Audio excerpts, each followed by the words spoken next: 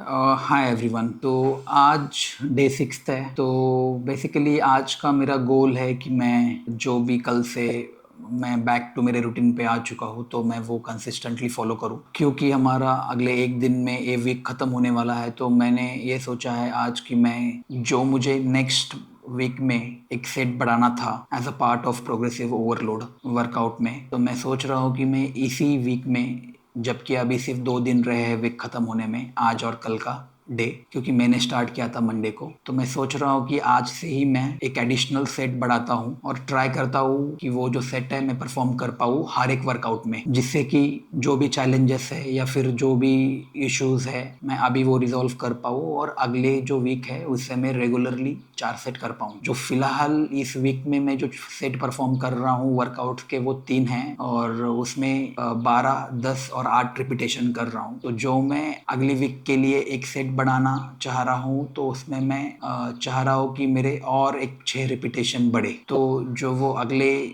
Week का जो additional set जो बढ़ने वाला है उसकी मैं प्रैक्टिस इसी 2 दिन में करूँगा और ट्राई करूँगा कि मैं वो अचीव कर पाऊँ।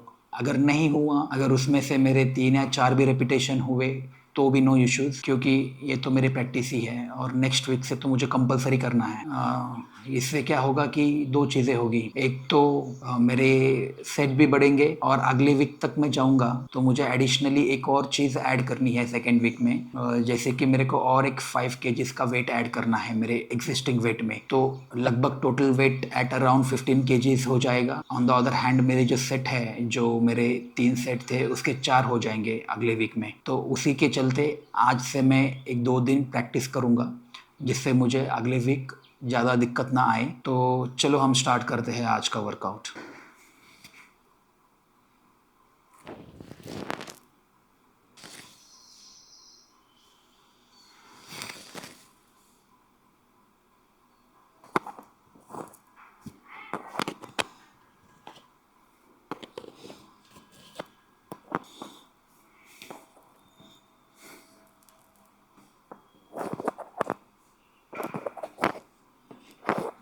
हमें वर्कआउट से पहले वार्म अप करना इसलिए ज़रूरी है। विदाउट वर्कआउट हम अगर जिम करना स्टार्ट करते हैं या फिर रेजिस्टेंस बैंड की स्ट्रेंथ ट्रेनिंग करना स्टार्ट कर देते हैं तो क्योंकि हमारी बॉडी स्टिफ होती है तो उससे इंजरी के चांसेस बढ़ जाते हैं। तो क्योंकि आपको इंजरी ना हो तो ये बहुत ज़रूरी है कि आप जब भी कोई वर्कआउट परफॉर्म करें उससे पहले अच्छे से वार्म अप करें और उसके बाद ही फिर वर्कआउट परफॉर्म करें, जिससे कि आपके जो मसल्स है उसमें रिलैक्सेशन आएगा, उसमें थोड़ी फ्लेक्सिबिलिटी आएगी और वो जो मसल टेंशन होता है, स्टिफनेस होती है, वो कम हो जाएगी और फिर आप आपकी वर्कआउट परफॉर्म कर सकते हो।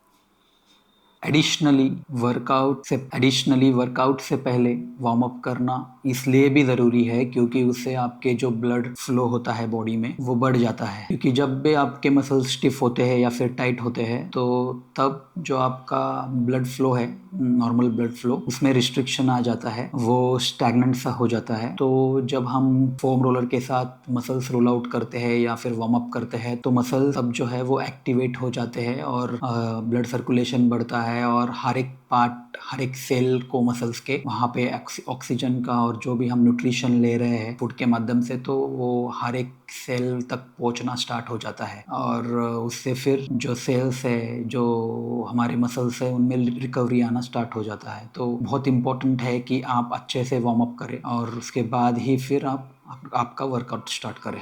साथ ही साथ बढ़े हुए ब्लड सर्कुलेशन से एक और चीज़ जो होती है वो ये होता है कि जो आपकी बॉडी की एब्जॉर्प्शन एबिलिटी है, जो भी न्यूट्रिशन है, जो भी आपका ऑक्सीजन जो आपके ब्लड के थ्रू जा रहा है, तो बॉडी वो उसे भी एब्जॉर्ब करने में हेल्प हो जाती है। तो एब्जॉर्प्शन एबिलिटी एनहांस और बढ़ जाती है जब भी आप वर्कआउट करते हो, जब भी आप ब्लड सर्कुलेशन इम्प्रूव करते हो अपने बॉडी में तब। तो इन सारी चीज़ों के लिए जो भी ज़रूरी चीज़ें हैं, जैसे कि मसल रोलिंग और वार्म अप करना, ये सारी चीज़ें इम्पॉर्टेंट है क्योंकि ये सारी चीज़ें इन द एंड जाके ऐड अप करती है आपके मसल बिल्डिंग में। क्योंकि मसल के लिए जो न्यूट्रिशन है वो सिर्फ लेना ज़रूरी नहीं है, सिर्फ लेना ज़रूरी नहीं है, तो इसके साथ ही साथ ये ज़रूरी है कि वो आपके बॉडी के मसल्स के हर सेल्स तक पहुँचे, और ये भी ज़रूरी है साथ ही साथ कि वहाँ पे उसका प्रॉपर जो न्यूट्रिशन है उसका अब्जॉर्प्शन होए। तो ये सारी चीज़ें हैं जो एक कलेक्टिवली रोल प्ले करती है आपके मसल बिल्डिंग में।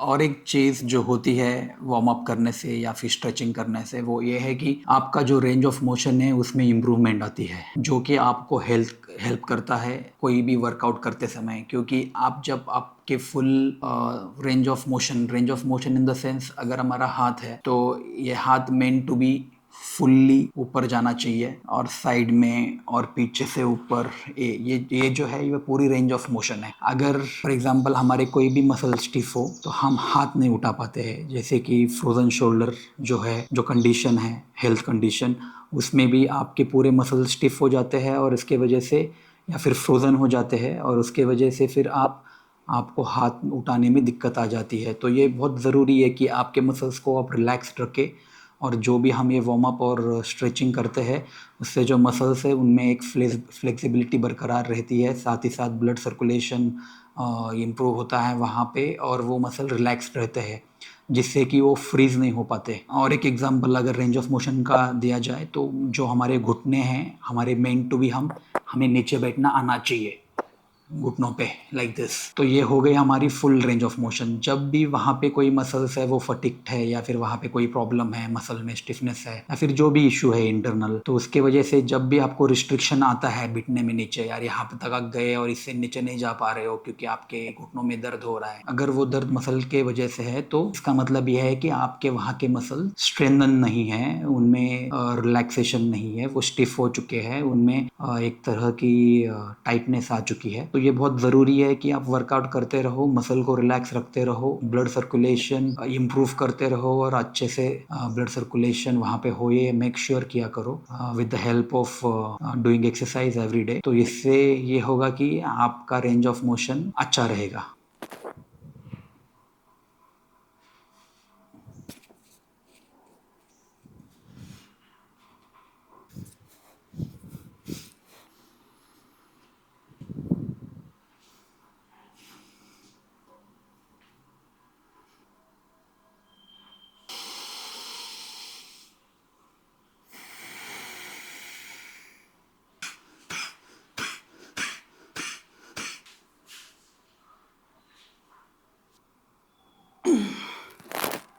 जब भी आप रोलिंग स्टार्ट करो उससे पहले थोड़ा खुद को स्ट्रेच कर लिया करो, जैसे कि मैं ये कर रहा हूँ। तो इससे जो है आपके बॉडी को समझ आता है कि आप कुछ एक्टिविटी करने वाले हो। अगर आपने एकदम से रोलिंग स्टार्ट कर दी तो, क्योंकि हमारे मसल्स थोड़े स्टिफ होते हैं बावजूद वार्म अप करने के, और जो ये रोलर है वो डीप टिश्यूज को जाके मसाज करता है, तो इसलिए आपको स्टार्टिंग में थोड़ा स्ट्रेच करना चाहिए और उसके बाद में फिर आपका जो रोलिंग है वो स्टार्ट करना चाहिए। इससे ये होगा कि सेंसेशन जो आता है पेन का एक्यूट, वो नहीं आएगा अगर आप पहले थोड़ा स्ट्रेच कर लेते हैं इस तरह से।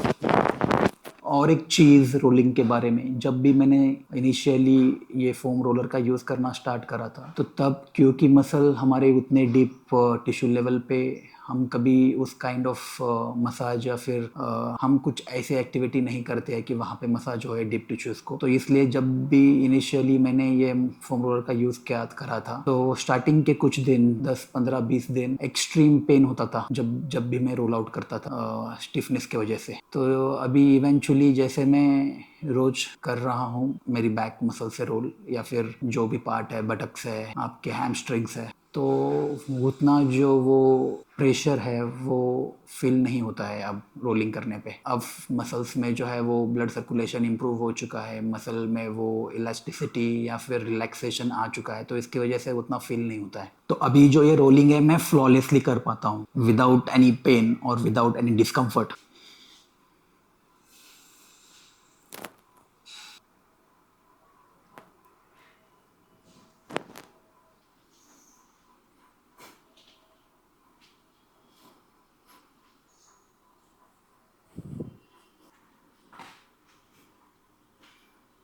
तो अब जो है मैं मेरा वर्कआउट चेस्ट प्रेस से स्टार्ट करूँगा जो हर रोज़ करता हूँ। सिर्फ आज चेंजेस ये होने वाले हैं, जैसे कि हमने आज दिन का गोल सेट किया है कि मैं 3 के बजाय 4 सेट करूँगा, तो हमारा एक एडिशनल सेट बढ़ने वाला है जिसमें कि 6 रिपीटेशन होने वाले हैं। तो जो रिपीटेशंस है टोटल सेट के वो 12, 10, 8 और 6 ऐसे होंगे। हर एक वर्कआउट के 4 सेट होने वाले हैं। ये अगले वीक के प्रिपरेशन के लिए। तो चालू करते हैं हमारा पहला सेट जो 12 रिपीटेशंस का होगा। जब मैंने ये सेकंड सेट परफॉर्म किया तो थोड़ा मुझे इस सेट में जो 10 रेपिटेशन का था तो थोड़ा मेरे को फटीग्ड होना मेरे मसल्स स्टार्ट हो गया है। इसका मतलब है मेरे मसल्स पे अब प्रेशर आना स्टार्ट हो गया है। तो अब अभी परफॉर्म करते हैं हमारा तीसरा सेट जो 8 रेपिटेशन का होगा।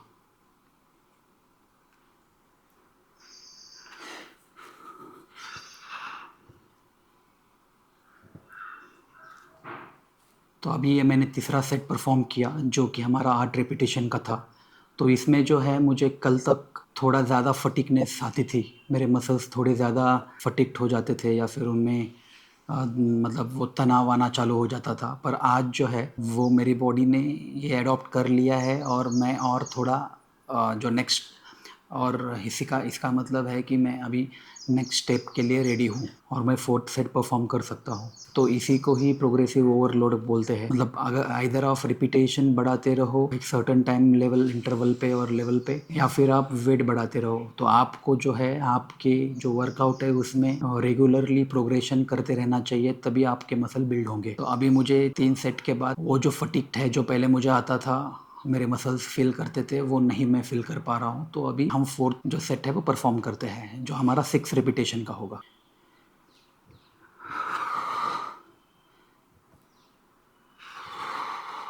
तो जब मैंने ये फोर्थ सेट परफॉर्म किया 6 रिपीटेशन का, तब भी मुझे एज सच कोई ज़्यादा फटीग नहीं फील हुआ मेरे मसल्स में, या फिर मुझे वो ज़्यादा टेंशन नहीं फील हुआ। पर ठीक है, हम इससे ज़्यादा और रिपीटेशन नहीं बढ़ाएंगे या फिर सेट नहीं बढ़ाएंगे, क्योंकि उसका रीज़न है क्योंकि हमें ग्रेजुअली और हमें स्लोली जाना है आगे बढ़ते हुए, और एक kind of certain discipline follow करना है और प्रोग्रेसिव ओवरलोड करते हुए जाना है। क्योंकि अगर हम वैसे नहीं करेंगे और फिर या वेट बढ़ाएंगे या फिर रिपीटेशन बढ़ाएंगे तो उसका जो रिजल्ट है वो बॉडी सोरनेस में हो जाएगा। तो हमें वो नहीं करना है, हमें बॉडी के हिसाब से जाना है, बॉडी को एडॉप्ट करने के चांसेस देते हुए आगे बढ़ना है। तो एक टाइम आएगा जब आप ज़्यादा सेट्स ज़्यादा रिपीटेशन कर पाओगे, पर तब तक हमें gradually slowly one by one step लेते हुए जाना है आगे। तो चलो ठीक है, हम नेक्स्ट वर्कआउट परफॉर्म करते हैं जो कि हमारा रहेगा शोल्डर प्रेस। अब जो है हम लेग पुल डाउन स्टार्ट कर रहे हैं।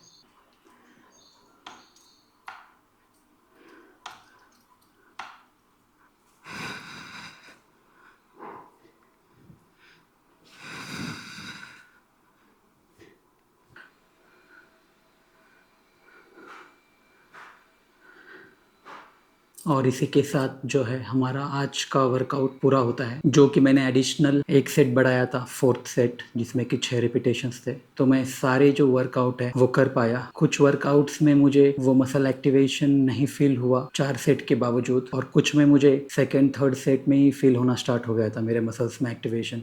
तो ये होता है अलग अलग मसल ग्रुप का, उनकी अलग एबिलिटी होती है स्ट्रेंथ लेने की, तो इससे शायद से वो हुआ होगा। पर ये मेरा अगले वीक के लिए एक pre drill kind of thing था कि मैं पहले ट्राई कर लूँ क्योंकि मुझे फिर अगले वीक में दिक्कत ना आए। तो ये मेरा सक्सेसफुल रहा। तो जो आज के गोल्स है हमारे वो लगभग पूरे तरीके से हमने अचीव कर लिया है और इसी तरह से हम हर दिन एक नया गोल सेट करते जाएंगे। वो गोल कुछ भी हो सकता है, छोटी सा छोटा और बड़े से बड़ा। जरूरी है कि हम स्टेप बाय स्टेप आगे बढ़ते रहे, इससे ही तो है हमारे मसल बिल्ड होंगे। ये कंटिन्यूअस हमें करते रहना पड़ेगा और कंसिस्टेंसी मेंटेन करनी पड़ेगी हमारे एक्सरसाइज में, हमारे न्यूट्रिशन के इंटेक में, डाइट में। तो ये सारी चीज़ें हैं, मैं आपके साथ शेयर करते रहूँगा जो भी मेरे डे बाय डे के चैलेंजेस है और जो भी आउटकम है, जो भी मेरे गोल्स है और जो भी मैं अचीव कर पा रहा हूँ इन सारी चीज़ों में। तो हम अभी आगे बढ़ते हुए थोड़े स्ट्रेचेस करेंगे।